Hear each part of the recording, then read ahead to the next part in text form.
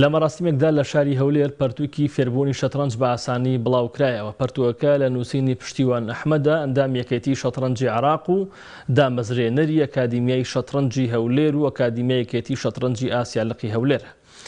نووسەر لە ساڵی 1985ەوە دەستی بە یاری شەترەنج کرد و لە ساڵی 1998 یەکێک بووە لە دامەزرێنەرانی یانەی شەترەنجی خانزاد. لە ساڵی 2001 بۆ 2005ش ئەندامی دەستەی کارژێڕی بووە. لە ساڵی 2009 سەرۆکی فەخرییانەکەیە. لە ساڵی 2018 بووە ناوبژیانی نێودەوڵەتی، لە 2022 ڕاهێنەری نێودەوڵەتی و لە 2023دا ڕێخەری نێودەوڵەتی.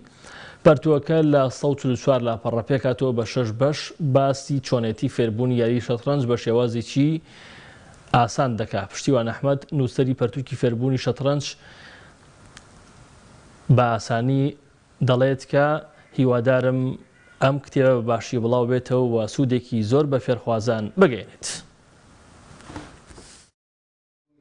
بیرم لەوە کردەوە دەستنووسێکی کوردی زانستی لەسەر فێربوونی شەترەنج هەبێت، نەوەک تەنها نامیلکە وەرگێڕان.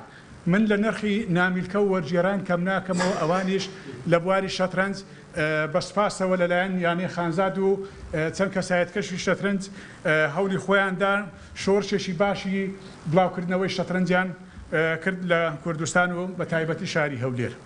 بەڵام هزری ذاتی خۆت پێمان دەڵێت وەکو وەرزشوان و نووسەری کورد ئەم گۆمە بشلەقێنین، بگرە خۆم وەک هزر و تێروان و نودیدی خۆم وەکو ناوژوانی نێودەوڵەتی و ڕاهێنەری نێودەوڵەتی خستمە سەر ئەم پەرتووکە.